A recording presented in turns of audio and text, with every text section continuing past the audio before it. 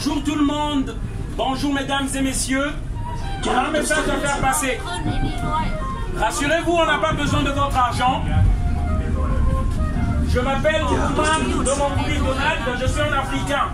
Attention à la marche en descendant du train. Et je viens ici pour venir vous parler de l'Afrique. Je viens vous parler de l'immigration. Pourquoi les Africains viennent ici? Pourquoi l'Afrique n'arrive pas à se développer? Et pourquoi on est obligé de venir ici?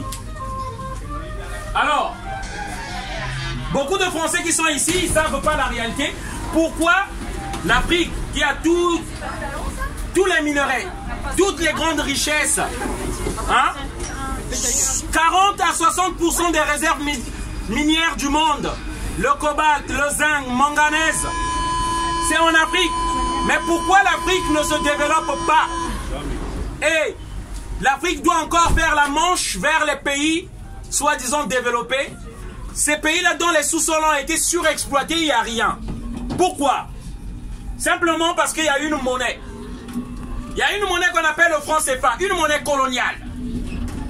Imprimée ici en France. Peut-être vous n'arrivez pas peut-être à saisir. La monnaie de 15 pays africains est imprimée ici en France. Comme si ces pays-là ne pouvaient pas imprimer leur monnaie.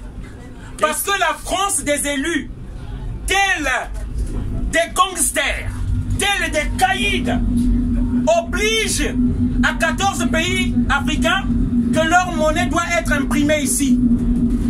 Et les chefs d'État qui ont dénoncé ce système, que la monnaie africaine soit produite ici, imprimée ici, on les a tués. Vous avez sûrement pas entendu parler de Sylvanus Olympio du Togo. Attention à la marche. Il décide le 15 janvier, la monnaie togolaise va être sur le marché. Le 13 janvier, il est tué par ordre de Charles de Gaulle et des États-Unis. Barthélemy Boganda de la Centrafrique qui décide, nous allons mettre notre monnaie en Centrafrique. Comme par hasard, son avion a un accident. Modibo Keïta dit qu'il y aurait une monnaie malienne. Nous n'allons plus avoir besoin de la monnaie du franc CFA des Français. Modibo Keïta a été empoisonné. Thomas Sankara a dénoncé ces méthodes. Thomas Sankara, on l'a tué. En fait, ce que j'aimerais expliquer ici, la France impose aux pays africains que la monnaie soit éditée ici. Une monnaie qu'elle contrôle. C'est comme si vous fabriquez une monnaie de Monopoly chez vous et la France utilise cette monnaie-là pour aller acheter des minéraux des Africains. Autrement dit, la France produit des papiers pour aller prendre les minéraux des Africains. C'est ça que nous dénonçons. Beaucoup de gens se disent ici, pourquoi l'Afrique est pauvre? Pourquoi l'Afrique ne se développe pas? Nous aidons l'Afrique. Le plus grand mensonge du siècle. Les Africains n'ont besoin que d'une chose, qu'ils impriment leur monnaie eux-mêmes. Parce que grâce à la monnaie du franc CFA là, la France vole 440 milliards de dollars à l'Afrique. Et c'est pourquoi vous voyez cette pauvreté là, et les gens sont obligés de venir ici.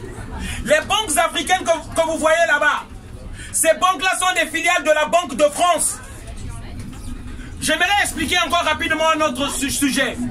La monnaie, ce que nous appelons la monnaie aujourd'hui, c'est des papiers. La monnaie appartient à un peuple. C'est un peuple qui décide d'imprimer sa monnaie. Comme on vous avait consulté en 2000. En 2000, on vous avait consulté pour mettre l'euro en France. Vous avez choisi l'euro par rapport au franc français. Vous avez choisi l'euro. Mais les Africains, on ne leur donne pas le droit de choisir leur monnaie. Il est interdit aux Africains d'imprimer leur monnaie. Pourquoi? Parce que la France en tire bénéfice. C'est ça la vérité. En tout cas, les élus français, depuis De Gaulle, ont choisi une politique de prédation vers les pays africains.